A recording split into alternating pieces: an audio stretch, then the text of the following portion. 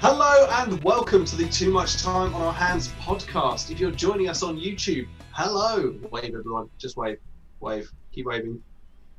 Thank you very much for joining us on the stream. If you're listening to us on the audio podcast, thank you very much for choosing to listen to us on the audio podcast as well.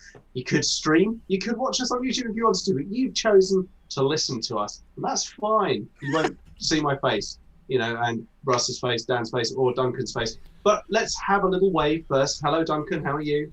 I am very well, Tom. Excellent. Thank Hello, you. Dan. I am How are you? fantastic because I've got this 2016 Napa Valley red wine. Excellent. Clearly on commission. Hello, Dan. How are you? 50% of this podcast is waving now. Absolutely. And Russ, hello. How are you? Greetings. How are you doing? Excellent. And I'm, of course, Tom. How am I? Very well, thank you.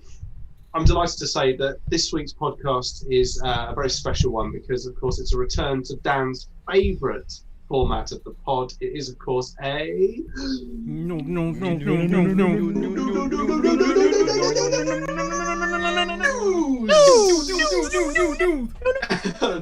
We're very much up. No, I shouldn't do that. No, Right. you shouldn't do that. No, Dan has a delicate system. Don't push it, Dan. Okay, I'm going to hand over to Dan. Okay, cool. Let's get the rubbish stuff out the way first, shall we? The truly shit stuff, basically. Yeah. Let's The bio. start with Disney firing Mandalorian star Gina Carano. Yeah. Probably about time. Yeah. So she. Well, she put crossed the up- line from just saying disagreeable things on Twitter to saying outright horrifically offensive things on Twitter. Yeah, like she'd been warned several times apparently, and she'd gone from the possibility of having her own TV series to just not being part of the series at all. Yeah. And trying her best to be like, oh, don't give a shit on the way out the door. And that's I think that's part of the problem. Like that being said, she did delete the tweet, and she's deleted everything else she said, but she doesn't seem to learn her lesson. Doesn't she change anything. If you're going to say things like tweeted that, then... something quite not tweeted. It was Instagram, wasn't it actually? But it's quite transphobic. Earlier on, like last year, I think it was. Even though Pedro Pascal actually talked her through it all, apparently deleted that. Said that wasn't sounds about. like he was trying to sort of coach her a little bit in the realities of how you need to and present she yourself. kind of said that wasn't about. It wasn't meant to be seen as transphobic, but more about how people that don't put their pronouns on social media shouldn't be bullied. It's okay, fine, but then since then she's tweeted and sent out a couple of things. And I think kind of crossing the line is when you're comparing Republicans in America to Jewish people in time of the Holocaust, leading up to the Holocaust. Sorry. There's not really any way back from that. Especially And if you're watching a company it was like more Disney. saying- I mean, come on. Exactly. It was also the fact that she went further by saying it wasn't the Nazis that necessarily did it. It was their neighbours. It's like, yeah, but the Nazis did it. Yeah. The Nazis. It's just wrong. You don't. Yeah, it's very, very problematic. It's a very strange thing. As Russ said, like if you're working for Disney, which is a company that is not, I mean, I'm not saying notorious, but are very, very conscious of their image and clean cut, and as to be fair, most corporations should be. You are dicing with death. I mean, the simple fact is that she'd already kind of lost the series, and by the time you lose one series, surely the brain kicks in and realizes that this isn't the right thing to be saying, and then you get fired completely. The other thing is she has been also sharing stuff to do with anti-lockdown, anti-masks, COVID conspiracy stuff. It's not just two things. It's definitely just building up on. See, I think there is an argument to be said that she is the product of a broken system. Like, this is not me feeling sorry for her. I think she's an idiot, but this is the product of a broken system that needs fixing, because otherwise we're going to get more and more high-profile people with similar viewpoints to this. And it's it's like, I mean, ultimately, she still took the choice to say those things. 100%, 100% agree. And you deal with the consequences for these things, and that's absolutely. Yeah. It's just the reality of the world we're in now. I mean, look, it's far be it from anyone to say that you can't believe what you want to believe, that you can't think what you want to think and stuff like that. But the simple fact of the matter is that there is the matter of taste, history, awareness, it's like, I know and compassion. People get banging on about censorship and free speech and this, but free speech does not mean you can say what you want, or rather, it does mean you can say what you want. But to quote Terry Pratchett, part of that freedom is the freedom to take the consequences. If you're going to say these things, they're going to have an impact. Yeah, quite right. That's exactly it. And it's so the right-wing media, the backers of what is believed to be, or the people that are fighting against what is believed to be cancel culture, believe that this is her being cancelled. But she said it on social media where she's not been banned. No, like. She's lost her job for this, but it's not like she's been cancelled, because that's sort of a meaningless phrase anyway, and it is 100%. I mean, it is a ridiculous thing. Yeah, but that's just extremists shouting at other extremists, isn't it? Yeah, I mean, it sums everything up that she's been snapped up by Ben Shapiro. Yeah, he's that's not going to lead to anything, is it? Well, he's a bit of a twat, isn't he? But should we not give this the oxygen of oxygen anymore? It is what it is. I will say that there's been a debate on our Discord, and it's worth popping in there and seeing some very interesting viewpoints that are all perfectly valid and all come from an area of genuine concern that this is something we might see more of in the future, I think. Yeah. It's worth checking out, and I'm going to put a separate channel on our Discord for that if you want to come join in. So yeah, the link is on our Instagram. Yeah, links on our Instagram and also on our Twitter. Yes, link in the bio. Before we get to more shit news, yes, Jamie, I have had a haircut and I've also trimmed my beard. Very nice. Hey, you've had a haircut. Nice. Who did your haircut? Sarah. She did a very good job. I think she did all right. Yeah, it needs thinning out a bit, but that's difficult to do if you've not got the right kit. Yeah. So, like, she's been wanting to do it for a while. She used to be a dog groomer, and like, I do think that no other experience is more relevant to your particular barbering requirements. Yeah, that is true. Apparently, there's no similarities, but yeah, I think basically spaniel hair. Yeah, very much. Yeah. Did you get a little biscuit because you were a good boy? Yeah, tastes like fish though, really weird. But don't ask me how I know how dog biscuits taste. I once. I said don't ask. We didn't ask. Led to dog biscuits. Anyway, cat biscuits. Actually, thinking about it. Joss Whedon. Hey, let's carry on with the shit news. Yeah. So this is the latest in. Hey, people you liked and admired who turned out to be pricks the whole time. Yeah. Yeah. Bits. It's just horrible, isn't it? Like, allegedly, obviously, we have to say that, I suppose, but yeah, it's Charisma Carpenter came out and said something about this basically, and it backs up something that we should probably have been paying more attention to when Ray Fisher came out and said it. Like, I kind of missed all that stuff. I hadn't noticed. Yeah, it. Me too.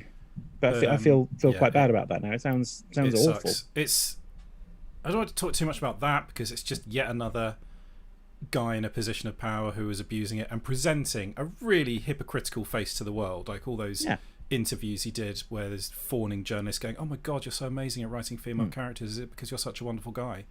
Yeah, but it's one of those ones where it stings, and I think part of the probably a big part of the reason why people fight back against this and go, "Oh no, I'm sure it's all bollocks," is because it makes you feel like a chump. Yeah, because you liked and respected and enjoyed the work of someone who it turns out was making that work by being a complete dick to everybody.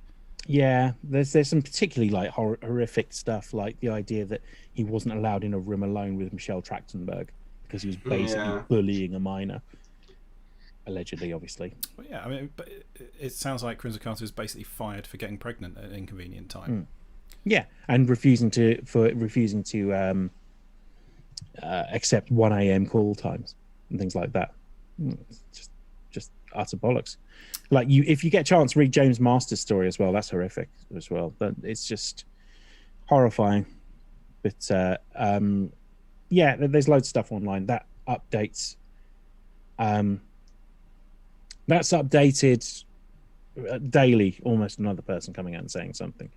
Or at least supporting Charisma. Yes. Coming out. Yeah, definitely. Yeah, most without necessarily saying it's true. Like, people are still a bit wary of doing that, but supporting what she is saying. Yeah, I mean, it's an understandably slightly difficult position for other people to be in, but you know, I think by now people must have realised that there's a right and a wrong way to react to these things. No, it's a separation of nearly 20 years, isn't it, of people that are coming out and saying some of these allegations. So Angel is the latest celebrity to come out and basically offer support over it, isn't it, really? Yeah, that seems to be a couple of points on the chats. Dan says we shouldn't hero worship famous people. I agree with that, and I am as guilty as anyone of doing it as well. So quite right. It's like you. It's not even necessarily like hero worship. You just you like what somebody does and you admire them and you respect their talent and you think that's amazing, and yeah, definitely you can't help. However, he also says I should have asked for a fringe, and or as Bangs, as American would say. And Jamie says I'd love to see Dan as American, Bangs. The one American. Yes, the one American says yes. Moving on from Joss Whedon, then we'll get the last. I think this is the last piece of shit news. There's some other shit news, but it's better than this. I mean, if this is the last bad thing that's happening in the world, then I mean that's 100%. Nothing else bad happening at the moment, which is good. 6 days in Fallujah, not trying to make a political commentary, apparently. Yeah, it's a weird one, this, isn't it? Yeah. So it sounds quite political. It sounds what they're aiming for is a historical representation of the battle in Fallujah. Yeah, I would argue that a video game is a very bad medium for trying to set a historical record. Something that you can generally go and do your own thing on. Anything that involves the possibility of teabagging people after you've just shot them probably shouldn't be the defining record of this episode of Human Activity. So I was listening to a podcast this morning, and they had it was like an E3, where they have the, oh god, what are they called? Like the developers meetings before E3, so they show them to the companies like IGN and Polygon and stuff, and they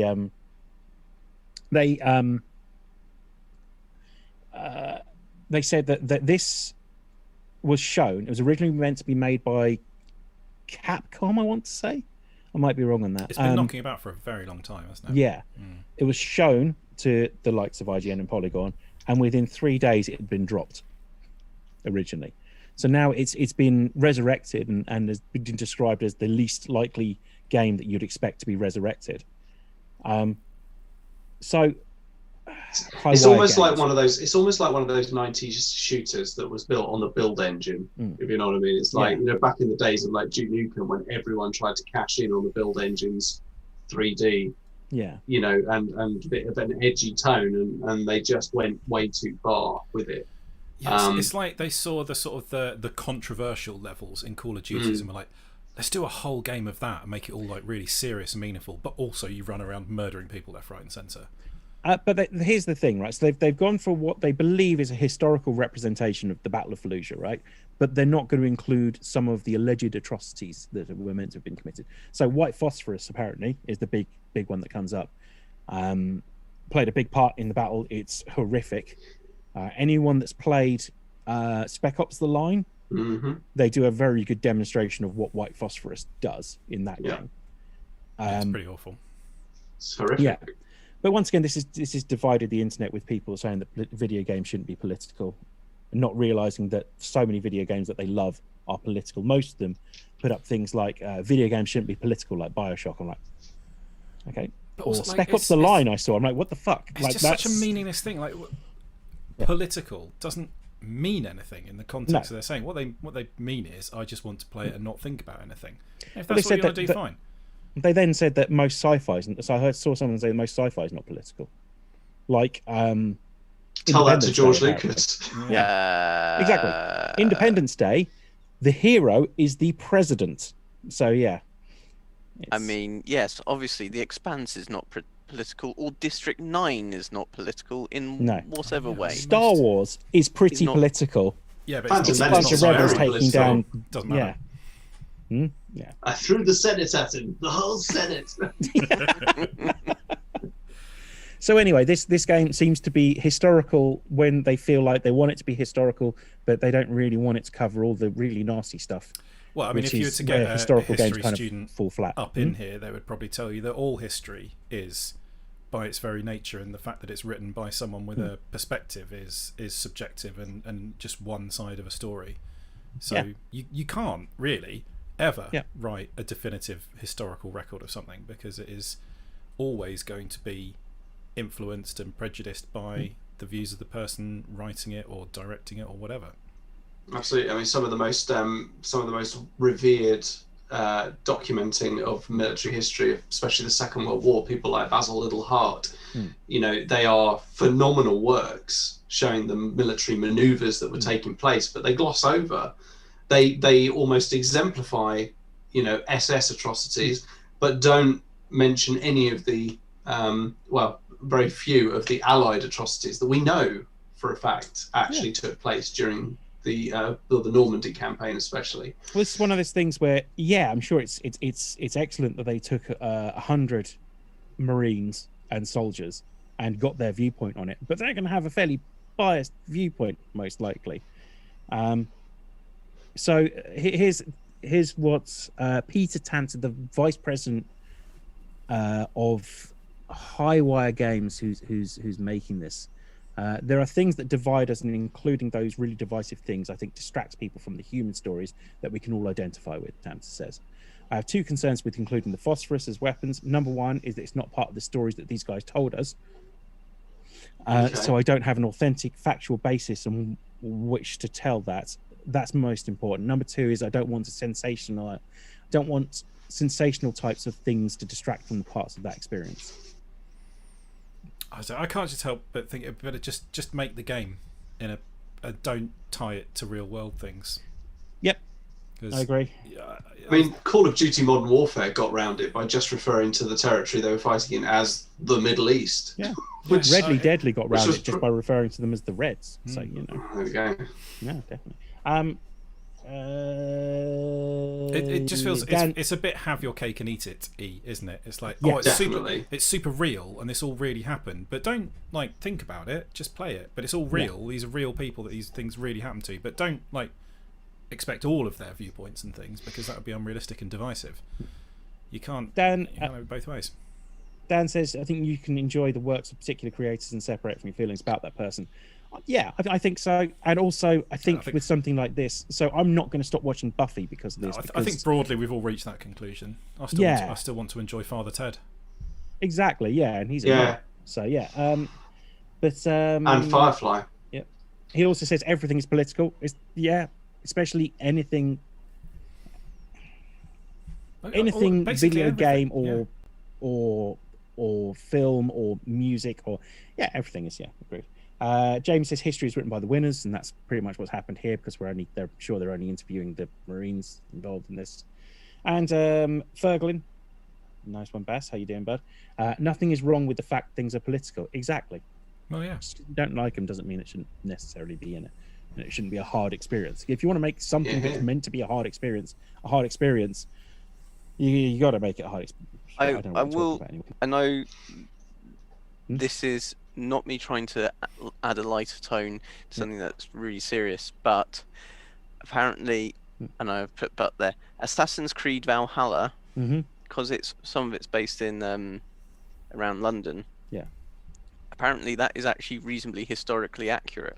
The Assassin's Creed games are all generally really good for that. So it can be done. I'm just pretty sure what a lot of military games miss out is that most armies died because of disease, and that just doesn't make it an exciting game. So, but the thing with Assassin's Creed is it's accurate in the sense of locations and things happening at locations. Yeah, it has a time. And buildings, and actually it has a very good stuff. sense of time and place. You know, Assassin's Creed 2, for example, is phenomenal. I mean, you know, they've made, you know, putting like technocratic technocratic conspiracy kind of theories into points of history, almost an art form by this point now. And all the superpowered alien stuff is really accurate. Yeah, and the time traveling assassins idea happens all the time. Living your genetic memories. Yeah, of course, that's fine. Just a bit of blood and just. Yep. Oh! I'm a Renaissance assassin. Right, let's move on to the more fun stuff. Well, it's still shit, but it's fun, and we can dick on this. If you're still with us on the stream, by the way, it's going to get funny now. It will, I promise. Oh, well, from right now. Nothing guarantees flat, awkward humour. Funnier / maybe slightly more tragic. Bums. Have you guys seen the Justice League trailer? Yes. Oh, fuck a duck. Come on. Okay, I thought we said funny. Let's keep the tone light. All right? I just don't understand how you look at the reviews and things of that film and go, do you know what that really needs is another 2 hours? So here's the issue I have with it, right? Joss Whedon wasn't the only problem with the Justice League film. No. My main issue with it is the way it's been touted as an absolute victory by these screaming little noblets. But the only reason it exists is so that HBO Max has something exclusive to go on it. Yeah, and something that will take up idiots to subscribe without looking at anything else. So is it actually going to be kind of split up as a series? No. Or is it No. Zack Snyder's very specific about this. This is a film. This is over 4 hours on HBO Max. Apparently, yeah. Why would you do that to yourself? I mean, I was very confused watching the trailer. I was like, what are they... What? It feels like they've spent so much time trying to be edgy that they've forgotten to actually write a film. Was that Superman's cum face as well? I mean, probably. I mean, can we take a moment to remember, like, their track record up to this point is not great, and this is just another nightmare waiting to happen, really. Like, Suicide Squad still feels pretty fresh, No, but let's get that guy back. It looks like all the additional content is just CGI models punching each other. It looks like it's trying so hard. There's a difference between making a film that's serious and making a film that's joyless, and this just looks completely joyless. Like, and for starters, God, everything looks grey and brown and dirty and horrible.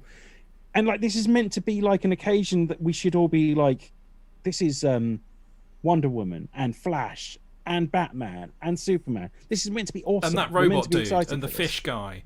Yeah, and the fish guy. I forgot about the fish guy. Yeah, of course. Tom Cruise. And Tom Cruise. Sorry. Dan says, do you think Superman's suit is black because they make a special black suit for his funeral? Yeah, possibly, yeah. Like, it's black because Zack Snyder wants everyone in as dark colours as possible. I mean, he wants it dark and edgy. Come back, Jared Leto, all is kind of forgiven. Oh, my God. But Tom, we live in a society. Yeah, we do. Yeah, so, like, so if it wasn't for the fact that then after this, Zack Snyder's moving on to a historical retelling of King Arthur. It's like, fuck off. Yeah, exactly. Yeah, the Guy Ritchie one was definitive. Yeah, I mean that nailed it pretty much, didn't it? Like my give a shitometer for the Justice League, whatever the hell it is, Snyder Cut, is sort of like absolute zero. So I'm kind of whatever. People that want to watch it and are really happy about this, I hope they go away very privately and watch it and enjoy it and don't talk to me. I'm going to watch it.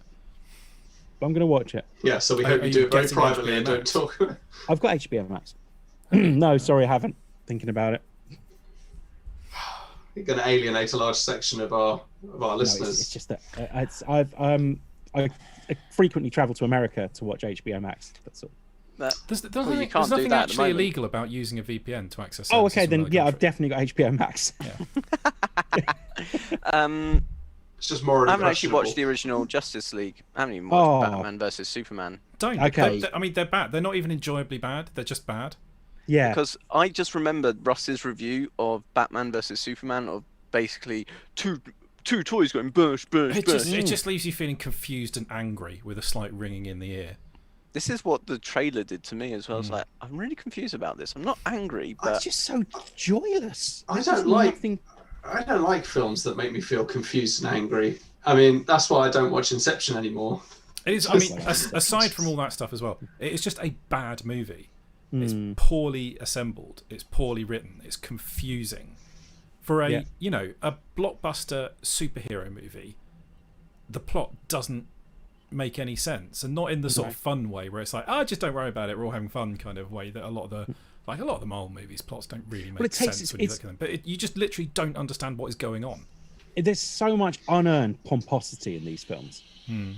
Like, you just wouldn't get it. You're just not edgy enough. You just wouldn't understand.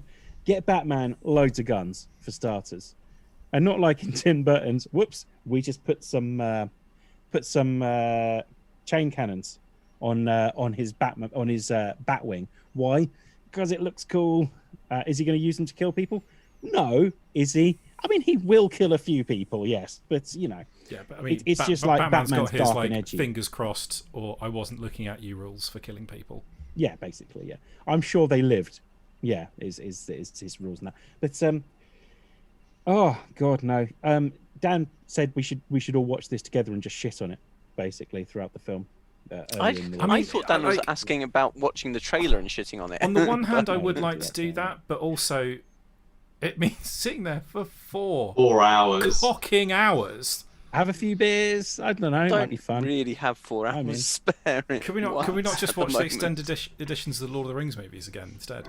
Yeah, I mean, I was going to say, like, our podcast name, Too Much Time on Our Hands, is meant to be an ironic thing. I mean, we literally don't. I don't have the time for this.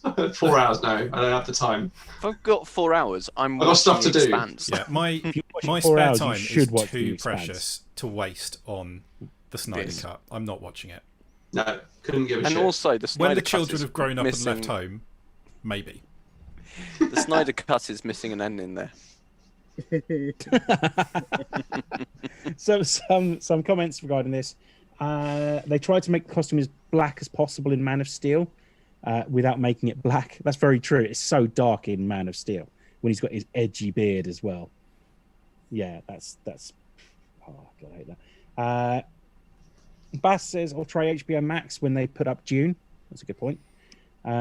Is that Dan also says I can see Justice League being as confusing and pointless as Batman vs Superman, only longer. Well, the problem is the actual version of Batman vs Superman is the Blu-ray version, which is still shit as well. But I hate that as well. The idea that they go, oh, well, the version at the cinema wasn't the actual version. You've got to watch the actual version. Yeah, so you can't rate it fairly. Yeah, it's like they're trying to patch movies. Yeah. You can't do that. Yeah. You're not Project They just Red. about got away with it with Blade Runner. Yeah. But no, come on. To be fair, CD Projekt Red are having a bit of trouble patching Cyberpunk. I mean, CD Projekt Red are having a very bad year. Yeah. Okay. Speaking of not great things, God, this is so negative at the moment. I promise. There's no. Just to warn anyone, there's no stories about Gwyneth Paltrow's vagina candles this week. So. Although I did say that was going to become something that we used in the podcast was like, this may be bad, but at least it's not Gwyneth Paltrow's vagina candle blowing up in your living room bad. Mm-hmm. Can I just ask again, are they meant to, I haven't looked them up, you see, are they meant to smell of her vag? Yeah, apparently so. I don't know, maybe? Yes. I think it's ironic. However, it's like they're made from grenades. So, yes. Yeah. It turns out there's a Chris Martin joke there somewhere. It turns out that Gwyneth Paltrow's vagina is the bomb. Bomb. Maybe that's what fixes. You're an awful human. Yeah. Yes. Anyway, moving on. Dan, Noun and Gremlin. So that's just goes. So nothing funny then. Yeah, no, nothing. No, not this week. Let's keep shitting on Warner Brothers, shall we? You're in the wrong place. They have managed to patent their Nemesis system from Shadow of Mordor, which is just bad news for the video games industry. Okay, you're just Noun and Gremlin in again. What the fuck are you the talking Nemesis about? system is the idea that you go up against like a variety of different bosses, And if they defeat you, they get higher in the ranking and they become better. And if you defeat them, they're replaced by another one. And it's all, I think it's procedurally generated, the bosses. And they do a variety of different things. It's a really cool system that loads of other teams should be able to use. I mean, the more you beat them, if you take that out of your game, you've just stolen everything from Assassin's Creed. So, which you can, because that's how video games work.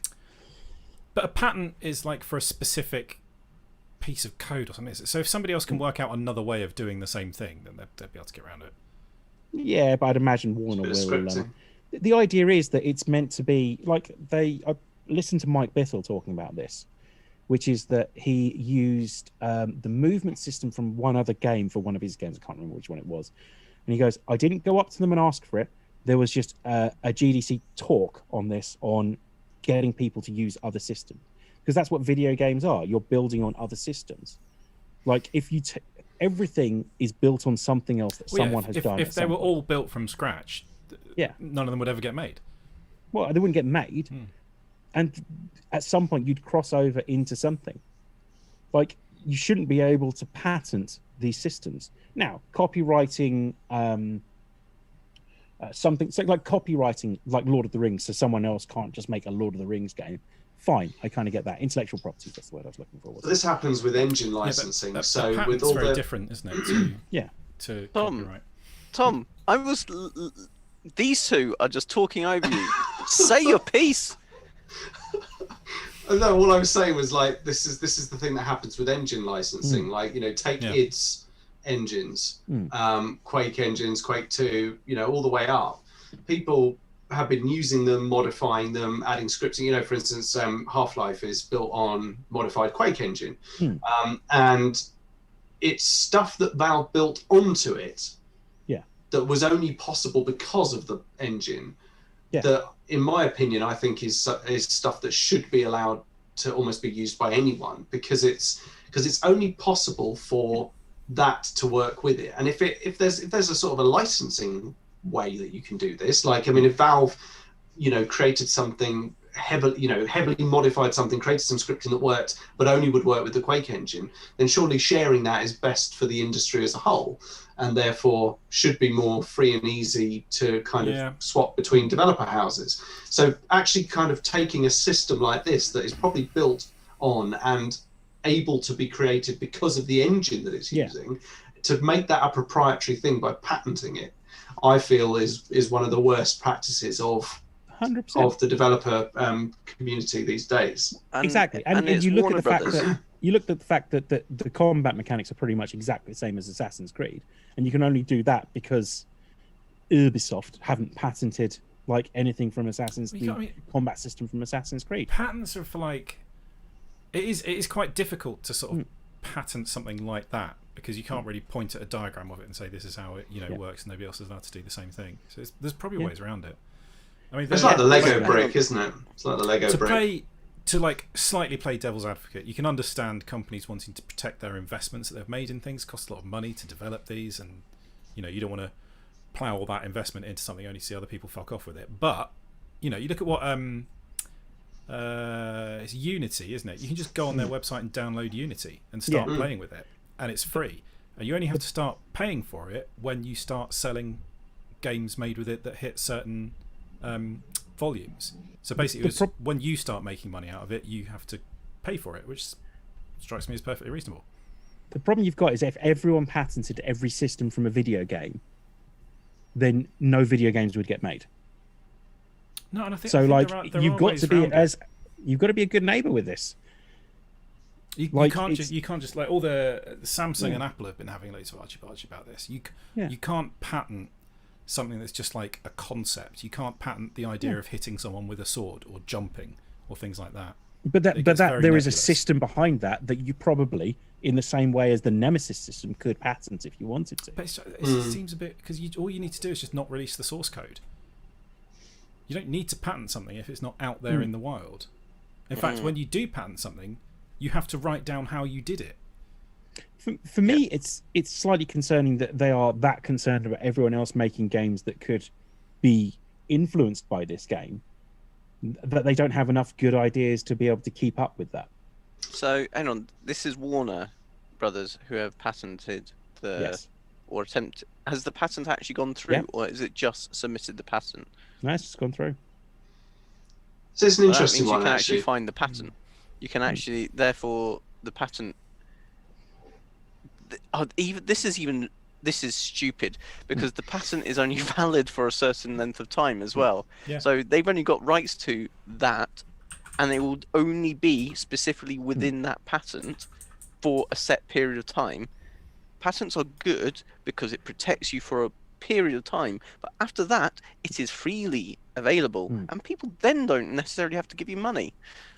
Yeah, but the problem, I kind of understand that it's video games, so everything moves incredibly quickly with video games. So like you only need it to be gamble, you only need it to be patented and other teams not to use it for as long as you're planning on using it, basically. Also, if you've already done the thing and you've done the game, you can probably be quite comfortable in the fact that anyone who tries to copy your game and do the same thing that you've done is probably being quite unoriginal and probably won't earn the plaudits that you did because you did the thing that was original. So it's almost like, I mean, look, I agree. I'm one of those people who genuinely agrees that without emulation and without people kind of copying and stuff like that, you can't develop, because people develop ideas and that's how things progress and thinking changes and stuff like that. But with things like this, it feels a bit, I don't know. Yeah. Don't worry about it. Like here's a quote from Mike Bithell, and I love Mike Bithell. Thomas Was Alone is one of my all-time favorite games. This is really gross, especially for a franchise that built its brilliant Nemesis system on top of a whole heap of mechanics replicated from other games. There we go. Exactly. So there we go. Perfect. Just one other thing. Yeah. Microsoft have all the monies. What? So, like, Microsoft have all the monies, and yes, patenting it means that you might get some of the monies because someone can come to you and ask for it under license, and that it's just a way of them guaranteeing that they get some of the monies. Or more likely, we won't see another company use the Nemesis system for a while, which is bad for gamers. Yeah, that's more likely, I would say. Well, I don't know. I think they'll just get bought out, actually. Maybe Warner. Well, no, I am out, boys. The license for it. If there's no money, if it's easier and makes you more money to just not use it, games companies will just not use it. Moving on. Moving on. Casting for Ellie and Joel in The Last of Us TV series has been announced. And I could not think of a better person right now to play Joel than Pedro Pascal. Yes. Yeah. I'm looking up Bella Ramsey. She was in Game of Thrones, apparently. I didn't watch Game of Thrones, so I don't know. Brilliant. Was she Lyanna Mormont? Yes, she was. Yes. She was like a Yeah. She was like a fan favorite. She was very cool. She was like an 8-year-old that bossed all these people. Let's get out of our head that the person that plays Joel needs to be a carbon copy of Joel. Needs to look exactly like it. And sound like Troy Baker. Well, I mean, yes. It always amazes me when people get upset about this stuff because, like, do you not know how films work? Yeah. You don't fucking clone and create someone to look exactly a certain way. They've got, they can do this thing called acting, and they've got hair and makeup. Yeah. This one surprises me. Like the whole Last of Us being made into a film surprises me, and yet it doesn't surprise me. In the sense that someone said he does have a history with severe head trauma. I know that reference. Like, you play The Last of Us, it is basically playing a film. Like, it's not like Telltale playing a film. You actually have to do stuff in this, but it is so cinematic. Yeah. I get the feeling all they're going to do is replicate what they did in the game into a TV series. Yeah, I mean, to be honest, I think Last of Us 2.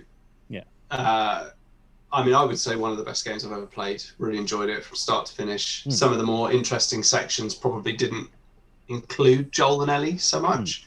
But I think what I missed was the relationship between Joel and Ellie. You know, you buy into that by the end of Last of Us, and you almost collude with Joel to a point, to, you know, the things he does to rescue Ellie at the end of it, and you kind of go, well, he did it for the right reasons, you know, and stuff like that. But actually, piece of shit.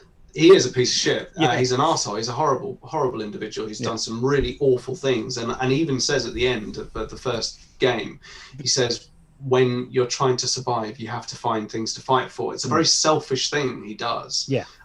You know, he's literally he's putting all of his hopes for survival on Ellie, and that's a lot of pressure on her shoulders, and it explains it, you know, blah, blah, blah. But I think what is nice are the moments of their relationship that you do see glimpses of happiness. And someone actually points out there's a guy, Noah Gervais, who I've spoken about before on this, that does really good YouTube channel where he does really deep dive analysis of games. And he said, actually, if you think about what you're watching, their trip across America in the first game is over a year. And yet the little chapters that you play take place over the course of maybe 48 hours in individual places. So it's only really like, you know, a couple of days of the year here, a couple of days of the year here, a couple of days of the year here, and a couple of days towards the end is really the only times you see them. And their relationship changes and becomes more familiar as you progress through the game. And I think people kind of want to see almost what happens between the end of the last game and the beginning of the second. You know, there's like 3 to 5 years, I think, in between those games, and there's a lot of opportunities, a lot of stories. And actually, I think, you know, we've done zombies before, you know, Walking Dead and things like that, but I still feel like the very close historical very close kind of like time period that it's all set in gives it a little bit more of fresh kind of relevance. And I don't know, I think it's going to be quite exciting. Yeah, it'd be interesting. Definitely. Like, this could be the first good. Well, it's going to be a TV show, isn't it? Not a movie. TV show, yeah. But it could be the first live-action video game thing that's, you know, good. Fingers crossed. It's got 2 good actors playing the key parts, so let's keep our fingers crossed, people. Games and it would be good, basically. Yeah, if they wanted to, because the story in those games is excellent. So. I mean, if I had my way, it would be random moments that happen between things. Like they almost reference like something that's happened in the game as happening 2 weeks ago, and you sort of catch up with them on their trek across America from the first game. You know, that would be awesome. Little vignettes of things that we didn't see in the months between. So I've not played it, but it does sound like there's quite a good scope for that sort of thing. Yeah, I think cool. 100%. If we've learned anything from adapting video games into TV and movies, what is fun to play isn't fun to watch. Yeah. So when you're looking for a property to adapt, it shouldn't be because people enjoyed playing it necessarily. It should be because there's powerful characters and story there that you can actually do interesting things with. Trying to just slavishly recreate what happened on the game on the film is awful. It's expanding around what couldn't necessarily work or be included within the game. Yeah, and that's why Super Mario Brothers works so well. Yeah. So moving on. Richard Armitage, Sheila Atim, and Joseph Fiennes to star in 2000 AD audiobook adaptations. This is on the 2000 AD website. These are The Handmaid's Tale, Shakespeare in Love star Joseph Fiennes will star as legendary future lawman Judge Dredd, a new series of audiobook adaptations from Penguin Random House and 2000 AD. The Underground This Railroad... is mega. This is, Mega City. Mega City. The Underground Railroad's Sheila Atim will play the lead in the adaptation of Ballad of Halo Jones, Alan Moore and Ian Gibson's groundbreaking feminist space opera, while The Hobbit's Richard Armitage and his Dark Materials Neela Sosanya will star in Dan Abnett's and I.N.J. Colbard's space noir Brink. These are all coming as audiobooks with these incredible soundscapes.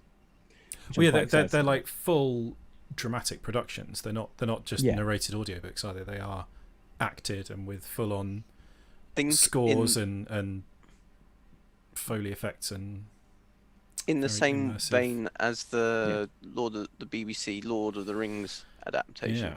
That radio I mean the other one that comes to mind is the Wolverine one, the Wolverine podcast that was released, where it is like it is like they've mic'd up Wolverine basically, and it's incredibly immersive.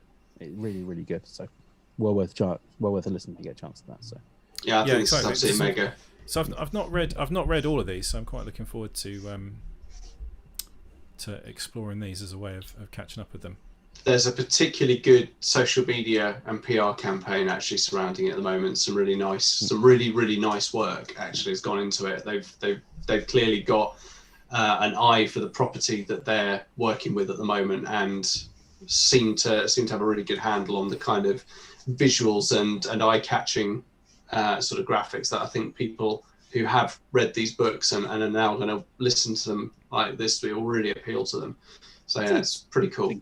2000 AD has been a missed opportunity for so long now. Like it is inspired so many of the slightly more indie-centric comics that we've seen turned into adaptations of TV series, like The Boys, for example, like The Umbrella Academy. Yeah, the Boys is very 2000 AD, isn't it? Yeah, exactly. Yeah. Hugely influenced, and like you wouldn't it's been colossally influential in comics history. Well, Vertigo exists because DC went to 2000 AD and took a ton of their writers over to work on DC projects that eventually then worked on Vertigo projects with a variety of other of the slightly weirder writers, I suppose, in America as well. Like you wouldn't get Vertigo without 2000 AD, so you literally wouldn't get some of these properties that have been made into TV series without 2000 AD. And I say, I think like we got a really good Dredd film, we got a really bad Dredd film as well. So we do have a really good Dredd film, but it's a very different interpretation of Dredd. It's not the 2000 AD Dredd, really. No. The Carl Urban one. It's fucking brilliant. Yeah. But it's different. You know, the Mega City one looks different. The whole vibe of it is different.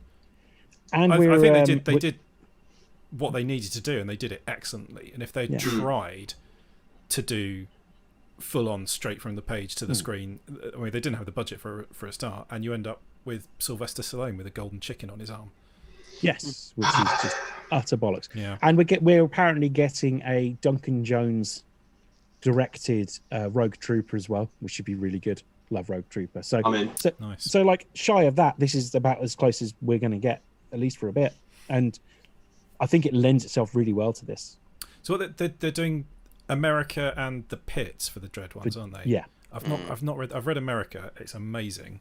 Yeah. That was came out in about 1990, didn't it? Yeah, it's quite old now. I've read America. I've not read the Pit. I'm looking forward to that. I'll have to read that as well. I did read The Horned God a really long time ago. Yeah. I need to reread it. Yeah, that's pretty exciting. Yeah, that's really cool. Four really good. I mean, it's just really exciting, isn't it? Yeah, definitely. I hope you will see some more of this as well.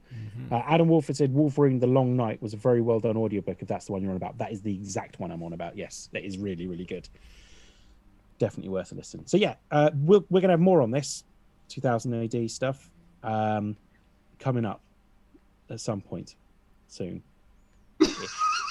There we go. Excellent. Just try. So put that date in your diary. Yeah, some point soon-ish. Yeah. Yeah. Microsoft have announced the new games coming to Xbox Game Pass, which is exciting. Pillars of Eternity 2: Deadfire is coming there. Killer Queen Black hits Game Pass and on the cloud. Code Vein hits Game Pass on PC. Skip to the ones that are going to mean anything to me. Wreckfest. Dirt 5 is coming to Game Pass, PC and cloud, and that's good news for me because I was going to buy that game, so I'm not going to now. Okay. So there's that. Good news for Dan. Is Wreckfest that driving game with the incredibly realistic destruction physics? I think so, yeah. Yeah, it looks really good fun, that. It does, yeah. Xbox is inviting disabled gamers to help test new accessibility features. Love straight this. Forward for gaming accessibility. It's called Love Tech Radar. Continuing its notable commitment to inclusivity in the games industry, Xbox is set to launch a new program which will allow players with disability to test accessibility options in upcoming games. And the idea is then they feed back to Xbox and see what can be improved and what they can do better. This is really good from Xbox. It's good to see them actually take. I mean, I know it's still not, it's not perfect yet, but I think they're moving in the right direction. And it's good to see, like, Microsoft, they have the power to sort of set standards that, you know, if you want your game to be on the Xbox, it has to include a certain level of accessibility features. They can set that and mandate it. Yeah. And it probably would be good if they did. You know, you see a lot of games have got things like you know, like different options for people with different levels of color blindness or chromatic. What's it called? There's a proper word for it. I can't remember what it's called. Yeah. But you know, it's far from standard at the moment. You see it in some games, but you don't see it in others, and that's just one tiny aspect of it. You know, support for non-standard controllers. That amazing accessible controller they did a couple of years ago is a good example of that. But there's all sorts of things you can get, making sure they're supported. Yeah, it's a really good idea, and it's adaptable to be used with every system as well. And apparently Microsoft will tell you how to do it. So, like, I mean, it's so great. This is the kind of thing that really makes the difference for me. This is wonderful. It's because fundamentally, like, you know, there are issues with games at the moment and how protagonists are portrayed and how it might not necessarily be always, you know, on the money when it comes to sort of gender politics and things like that. But one of the things that we are all vulnerable to as humans is disability, losing limbs, you know, or some awful thing that allows you or prevents you from playing games and escapism and being able to access these wonderful works of art that people put together. Any company that stands up and says, do you know what we're going to do? We're going to make sure that pretty much any human, no matter what their situation, no matter what has happened to them, will be able to play games and interact with other people who play games. And it's like, you know, it's like when you said, Russ, it's about establishing standards. I believe it's as much about establishing standards as it is about presenting a level playing field for everyone. And anything that promotes that kind of level of inclusivity is tremendous. I think it's really, really nice. It's very easy to get passionate about that sort of thing. Yeah, definitely. I think it's very cool. Speaking of passionate about things, we're getting an Alien TV series. Very interesting. Ridley Scott is set to team up with Legion of Fargo showrunner Noah Hawley for an Alien show in development on Hulu. I thought there was already an Alien show. Yeah, there is one. Yeah, it's called The Expanse. So that's got a lot to live up to. Here's my first piece of advice that and not that anyone gives a shit. Don't start talking about The Expanse being like Alien, because that'll make Tom even less likely to watch it. It is like Alien, though. Don't tell him that. Let him discover it for himself. And then in a few weeks, he can come on the pod and be like, guys, I've got this really hot take on The Expanse. It's a bit like Alien, isn't it? I'm just going to say it. Yeah. It's like Alien. Yeah. Oh, wow. Really? I wouldn't know. Let's talk about the Alien TV show. Yeah, sure thing. So, details beyond... Hang on, you had advice. You said you had advice. You said one piece of advice. Yeah, don't let Ridley Scott write this in any way, shape, or form. Yeah, he's kind of on probation a bit at the moment, isn't he? Yeah, like he didn't write Alien either, did he? Someone's going to correct me on this. I know that for a fact, whether it's you or someone in the chat. But I'm pretty certain he didn't actually write the actual script for Alien, right? Oh, fucking hell, no. I might be wrong. I think it was written by someone and then rewritten by someone else. Yeah, no, Alan Dean Foster wrote the novelization, but it was written from the original script, which is why a lot of it is, like, for instance, the description of the face hugger in Alan Dean Foster's novel is based on H.R. Geiger's first design of it before it became the actual cock face and balls hugger. with legs, yeah. Yeah, it was Dan O'Bannon. That's the one, yeah. Dan he wrote O'Bannon. the original one and then it was rewritten afterwards. So, I'm pretty certain. In fact, don't even let him direct it. Just get him involved as like an advisor. So just because Ridley Scott directed Alien Covenant, that's all the information I need. It's a little bit like if they announced there was going to be a new Star Wars movie written and directed by George Lucas. You just think, one of the things that's mentioned about the reason why Alien works so well is that you genuinely care about all the characters. It gives you enough time to genuinely start caring about all the characters before they all start dying. And one of the things I hated about Alien Covenant was the fact that I genuinely didn't give a shit about any of those characters. So, and like with a TV series, you can establish stupid that things. Yeah. I mean, look, if you've never watched Alien, watch Alien, and that is a master. that is a masterpiece in horror. And I mean, for me, the thing that I love most about it is what Alien Isolation was incredibly good at doing, which is establishing a world and building a used future. With big chunky CRT monitors and like proper like phone handsets and shit all over the place. First thing to do that as well, really. Yeah, it was tremendous. It was really good, and I think the problem that I think a lot of people have with things like Alien Covenant and even Prometheus and films like that is that it's set way before this vision of the used future that we know and love from the Alien universe, and it didn't seem to even make any effort to fit into that world that had been created. So it just they always feel the Star Trek Discovery problem. Exactly. They resist making stuff look cool. No, exactly. Like the Prometheus ship itself is like all holograms and flashing lights and shit like that, and it's like that's not it's not what it's all about. I can look past that if they make a good film. Well, yeah, but that's the if it's a good film, then I can look past it, and they didn't. So people have been saying about this series that it's hopefully going to blend some of the first film's atmosphere and world building with sort of runaway action of the second film. Yeah. Which, to be fair, if they manage to pull it off, I'm in. Yeah. Probably easier to do over the form of a series than a film. Because if you try to do a film like that, it'd just be shit. It's why have you seen the Purge TV series? Like, I really like the Purge films because you're a dangerous psychopath. Yeah, raging psychopath. But it's that's the reference. Although we might have another reference in a minute. Actually, thinking about it. But the Purge TV series works because it's like all these different stories told like at a slower pace, and the series is really quite good. So a couple of things from Jack, who is another Alien fan. You'd get on really well with Jack, Tom. Says Dan O'Bannon and another dude. I can't remember the other dude's name. We remember Dan O'Bannon, but not the other. It was Rob's. It was Walter someone. It was Dan O'Bannon, Ronald Shusett. Yeah, that's the one. There we go. Apparently, he says this one looks like it's going to be set on Earth as well. It is, and people are actually asking. The big question people are asking is where and how the xenomorphs fit into that, because of course. That's the iconic bit. Well, I'm sure we'll get a whole series of explanation for that. The whole first series before we even see a xenomorph will be an explanation. It's got to be better than mad androids scooped out someone's insides and genetically tinkered until they made a xenomorph. Like, yeah. I mean, fucking hell, how that's how to ruin one of the greatest film monsters ever. I'm actually quite a big fan of Michael Fassbender, and I think he fucking sleepwalked through that film. It was fucking terrible. It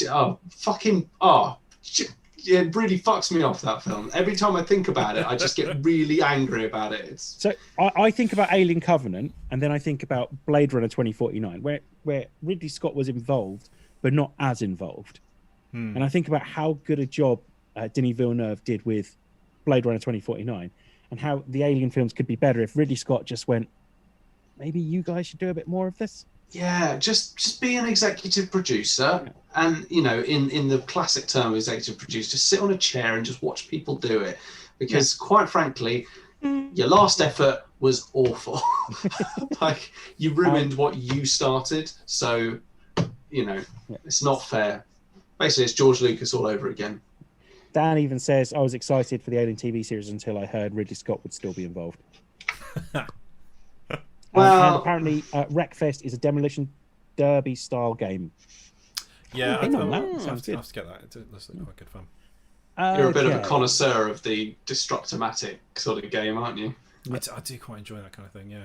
Yeah. Duncan, take it away with this one. Netflix is turning iconic series Redwall into a TV show. Yay! There, we can move on. I don't know how many people read the Brian Jacques series. It's Watership Down without being quite as dark, and with swords and armored badgers as knights. It's great. It's a great fantasy. Admittedly, a lot of people, when I've been reading up about this, going, "Oh yeah, I used to love it." I can't remember a plot of any of the books apart from Redwall was a monastery run by mice, and they had to rescue. There was lots of rescue missions. The good guys always won. So apparently it's starting off as a feature film, and then there's going to be a series. Now there was in the 90s an animated series, which was really quite cool. But kind of think of apparently it was all based on Brian Jack's experience in the Second World War. Or a lot of it was from the Second World War. But mice, squirrels, and badgers and rabbits are often the good guys. I think there might actually be an evil rabbit in it. But anyway, there is good rabbits, maybe bad rabbits. Foxes, rats, and weasels often are the villains. And there are some great villain names. And I'm pretty excited because it was a good fantasy like series. Woodland creatures as basically monks, knights, and fighting for what's right and what's good, and protecting an abbey. And I'm just, one of the cool ones was Salamanderstrand, which the book cover had a badger as it plated knight, like a paladin for D&D stuff. So if when you were a teenager or younger, it's a really nice way of getting into. It was a good way of getting into fantasy without having to go Lord of the Rings, because actually, when you're little, probably in primary school or 10, reading The Hobbit and then jumping to Lord of the Rings is a bit of a jump. Whereas, I remember literally doing that, and then just the physical size of the book of the Lord of the Rings was quite intimidating when you are 9. Yeah, fucking singing again. So this sounds. I've got no. I never read the books, but it does sound very interesting. Do we know? Do you know how they're doing it? Is this full CG? Is it? Guys in suits? I don't know. I haven't got any more information apart from a lot of people excited because I remember this. This was really cool. Can't remember the plots. I'd be surprised if it wasn't in some way animated, considering it's about animals. I think it's going to be all animation. I don't know. Part of me is really hoping that it's just some mice with little tinfoil suits of armor on. Well, the first one, I don't know how much armor is. It's like someone going to save. It's not even the founding of the monastery. It's trying to save people, this population from an evil ruler, funnily enough, which is usually the way. So Redwall was the very first book, and it was a whole series of books that ran from 1988 until 2011. Nice. So it was a huge collection. Lots of work from them. Yeah, lots to work from. It's got a lot of people excited. And I'm quite excited, but I haven't got a clue how they're going to do it. But I think it'll be a nice bit of escapism. Yeah. Which is you had me at little badger for JJ.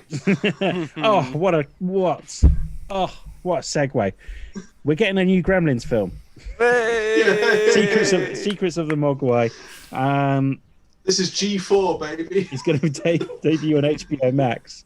I'm hopefully Star Magic Jackson's been involved in this. Star Magic Jackson Jr. Junior, sorry. Yeah, Star Magic Jackson Jr. has been involved in this one. Was it now be Star Magic Jackson the third? Yeah, maybe. Yeah, possibly. If he's had kids, yeah. Or senior, then I suppose, wouldn't it? Yeah. It's going to be set in 1920 Shanghai and chronicle the story of the Gremlins character, Mr. Wing, who's the guy who runs the shop at the start. As a 10-year-old meeting a young Mogwai named Gizmo. So it's going to be like a gritty origin story. Yeah, I hope so. Well, if we need the origin stories of that, we're going to need the origin stories of Lightning Gremlin, Bat of Gremlin, Electricity Smart Gremlin, Vegetable Gremlin, Lady Gremlin, Vegetable Gremlin. Yeah. Googly Throw Eye another one out Gremlin. there. Vegetable Gremlin. Yeah. Googly Eye Gremlin, and also we got his sole purpose in this movie is to look dumb as fuck. Isn't it Science Gremlin as well? Guys, don't watch this, but before you watch this, spend 5 minutes watching Key and Peele's Gremlins 2 sketch. We say it every week. I don't know how we got One so of my evangelical favourite things about in the this, world. but it's fucking brilliant. Yeah. Okay, so now we've got to go and put some horses in Back to the Future 3. So, Cowboys. Cowboys. Horses. Not just horses. Fucking. Just Cowboys, Tom. How could you be so stupid? Just a horse. This one's for Duncan because I know he's watched it. Bridgerton star Reggie Jean Page is cast in the Dungeons and Dragons movie. I've watched Bridgerton. Brilliant. Have you? Yeah, excellent. He is super hot. Yeah, is he the Duke? Yes. Yeah, he is. He is legit. He's ridiculously hot. He should be nice Bond looking. as well. Yeah, that's a good shout. He's a beautiful man. Really, really beautiful. They are too many beautiful men in that. It is. Yeah. Though Emma also is very pleased because she likes him and Lord Bridgerton, and yeah. No hope for Tubby Man here, but anyway, yes, excellent. What's he going to be in the new? What's the new D&D movie? It's a new D&D movie. So far, it's got 2 people in it, and that's Chris Pine and him. So he's going to be the dungeon. The last D&D movie was abysmal, wasn't it? I've been slightly corrected, and correctly so.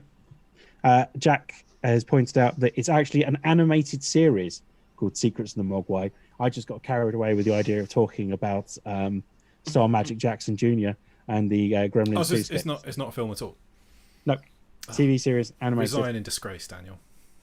But in his later life, Star Magic Jackson Jr. probably made a transition to TV at some point. Maybe I'm 90% certain Star Magic Jackson Jr. is still involved. Yes, definitely. Quickfire news. Huh?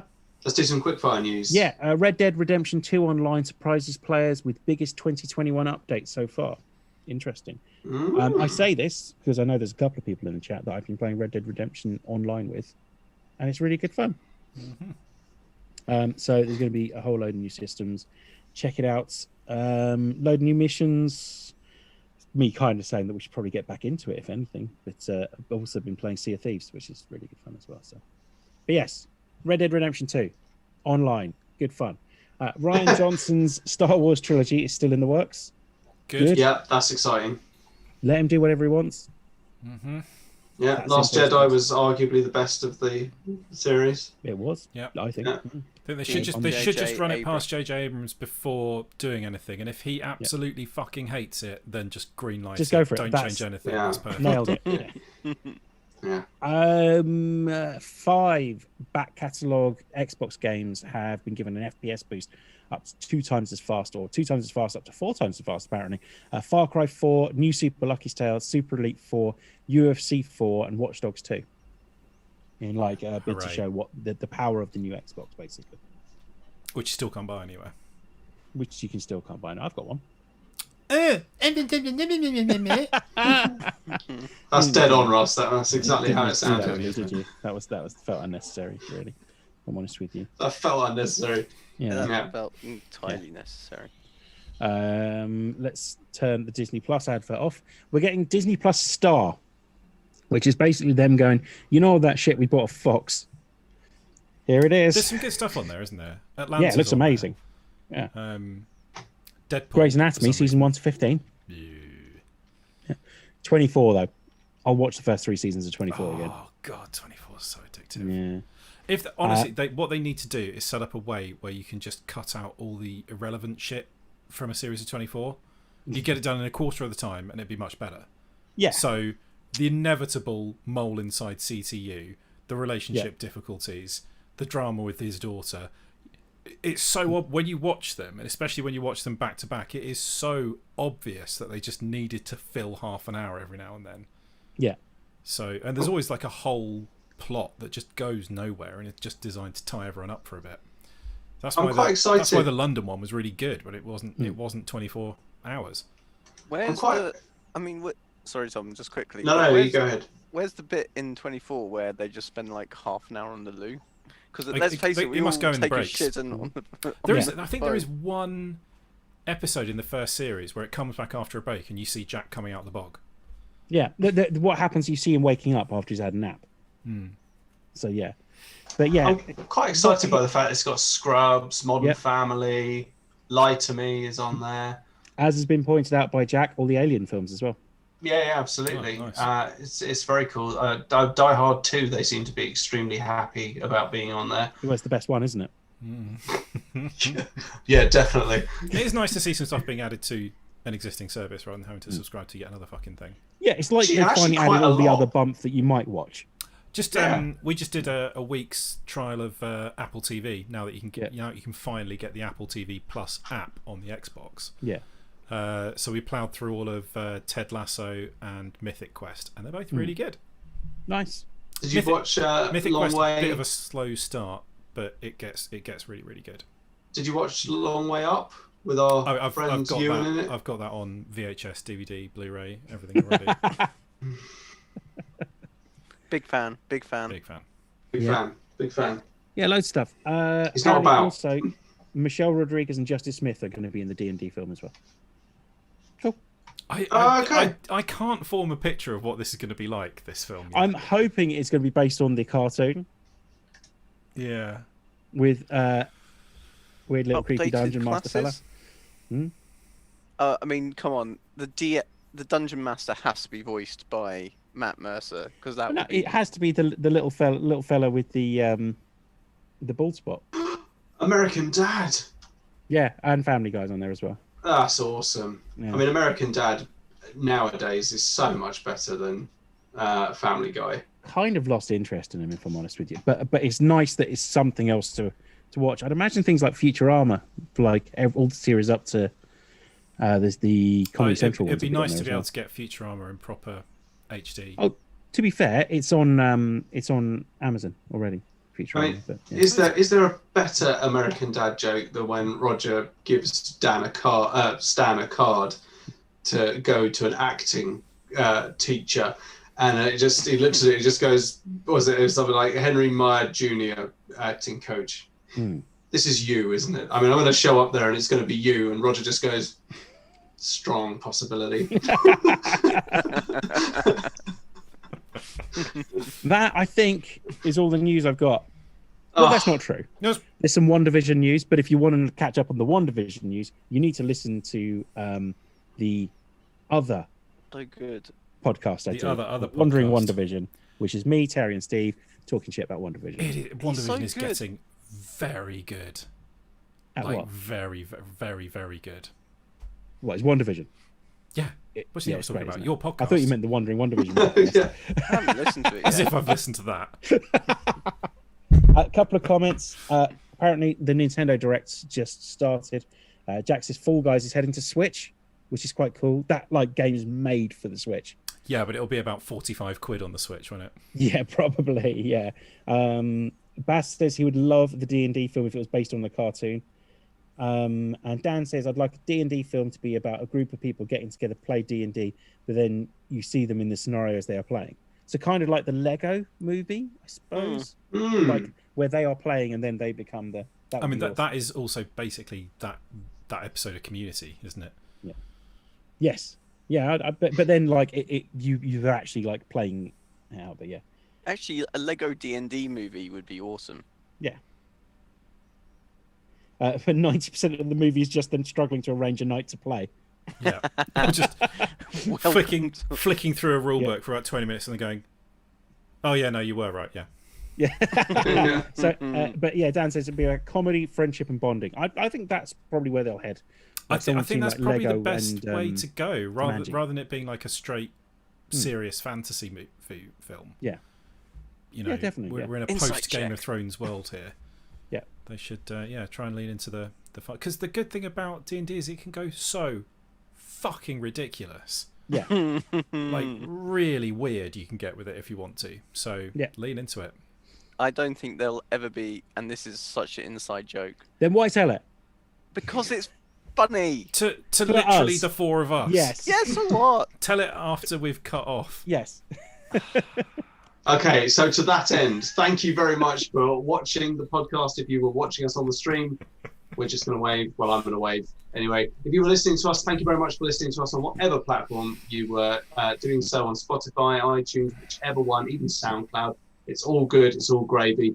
Don't forget, you can hit us up on Instagram, Facebook, or Twitter using the handle @TMTOOH. You can always come back to the YouTube channel to watch past streams. And don't forget that in the link in the bio of our Instagram is the Discord link. So come on to Discord and join in all the conversations that we're having. Dan is very much trying to write Discord. For Discord with his hands there. It's all quite a lot of fun, and you can even play a very frustrating game where you can work or commit a crime or play blackjack and lose all your money, and for some reason it becomes the center of your world, and incredibly frustrating when you lose all your money. Addictive. And one of the things I did was suck off the entire Green Bay Packers team, and I wasn't happy about that one. No, exactly, because inevitably what happened is you did it, and then you got fined $1,000 or something like that. No, I did it, and I got like $300 for it, and it's like, hey, man's got to have a job, right? I mean, it's all good. Each time I slut, honestly, each time. So, thank you very much for watching. If you watched, thank you very much for listening. If you listened, we're going to say goodbye to Duncan. He's not paying attention. We're going to say goodbye to Dan. I just said bye-bye. Goodbye. Hello. We're going to say goodbye to Russ. Ta-ra. And it's goodbye from me, Tom. And on that note, let's cue the music.